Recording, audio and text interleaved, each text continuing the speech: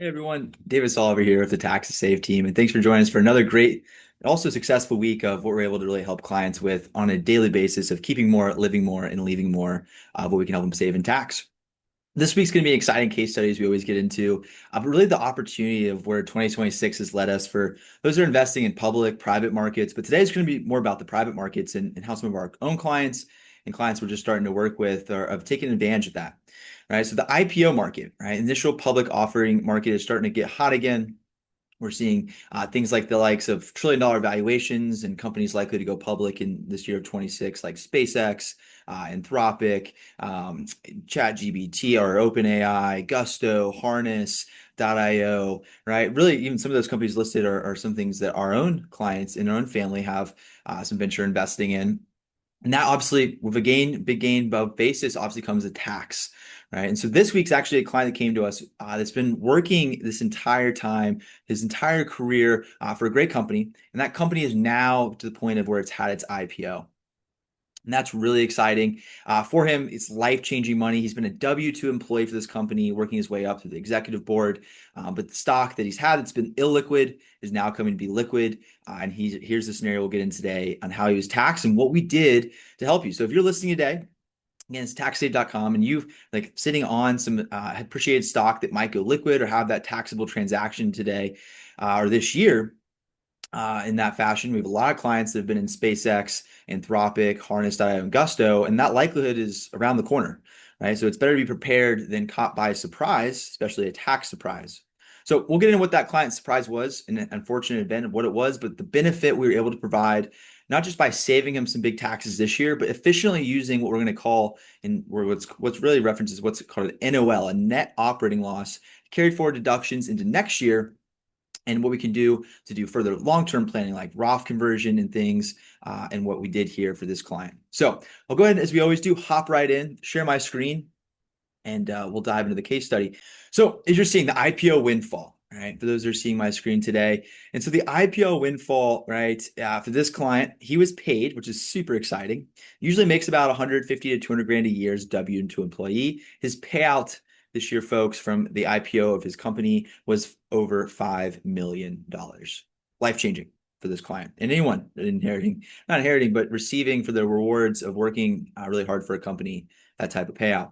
So you'll see today we deployed a couple strategies, really two, this client chose in their plan. And that 100,000 was the capital chosen of deployments. And we generated $825,000 deduction and created over a 20-year benefit of $4 million plus.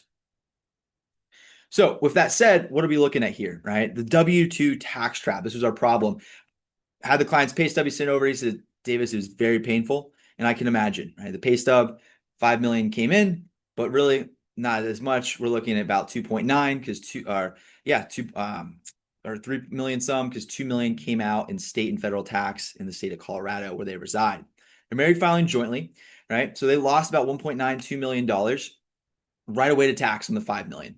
Kind of a hard pill to swallow. Again, it's a first world problem, but what we do here is help people keep more.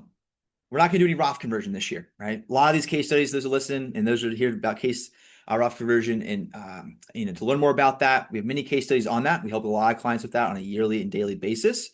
This one, year two, that'll come around. So this year, we're not going to use any deduction for Roth conversion. He's made too much income from W-2 from the IPO. So this year, we're taking $211,000, but we're capped out, folks, at what's called a business loss limitation, as you see here, of 512. So that's the max amount we're using. So with that, right, we're carrying forward. It doesn't go to waste. Like I said at the beginning, we have an NOL now, net operating losses carry forward into 2027. So we carried that forward. No Roth this year. Again, all they've outlays 100 grand. That's cash flowing assets. And now year two is where we turn on the engine to do Roth conversion. We take that NOL, it offsets active income, and we go out and we're going to have him convert. For this client, he had about a $300,000 IRA.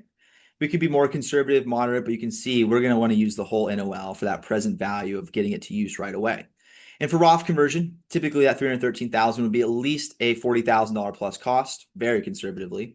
But you can see, right, that tax cost is now gone because we have the deductions like it never happened. Now, the other big benefit is you see that 20-year growth. That's now 300,000 plus dollars that's growing at 8, let's say reasonable 8%, what the market typically does. That's now almost $1.5 million of money that's grown 100% tax-free for him. So we're playing that long game. No RMDs, primary distributions, etc. And then the big one, like I said, another 115,000 of RMD savings. He'll never pay an RMD on his tax-deferred account just from proper, really not 1, but 2-year planning. So those are big wins. Right? Now, as you can see here, the compounding effect is really what makes this just a no-brainer. And that compact for this client, that if we take that $211,000 of year one savings you see here and reinvest that again just at 8% growth, that turns into about almost $1 million. Again, if we can use that efficiently to not have the government get another bite of the apple. The next one, year two, if we take that savings, right, and compound it at 8% over 20 years, $539,000. And then just what we Roth converted, that $300-some thousand is about $1.5 million. And then you can see there, yeah, we're looking at just in between two of them, 1.5 plus another 1.5. You can see the ROI is starting to make a lot more sense. So at full 20-year glance, you can see this, folks, between 2026 tax savings and everything that added up between 26 and 27, we're looking at just about $1 million of tax savings. And then over 20 years, reinvesting those tax savings, keeping them tax-free, whether Roth, other structured investment vehicles and businesses, or pledged asset loans we'll use on the brokerage that he's amassed, we'll never have him really pay a tax dollar again and have him compounding tax-free. So hopefully this was impactful for you. Again, if IPOs on the horizon for you or you're considering before they look liquid yet, proper planning really helps plan for how much more we can keep rather than what this client unfortunately couldn't control and was sucked right out and now he has to wait for somewhat of a refund. So the sooner we start before these IPOs or divestitures of company or stock selling, reach us at taxsave.com. We'll look forward to seeing you there.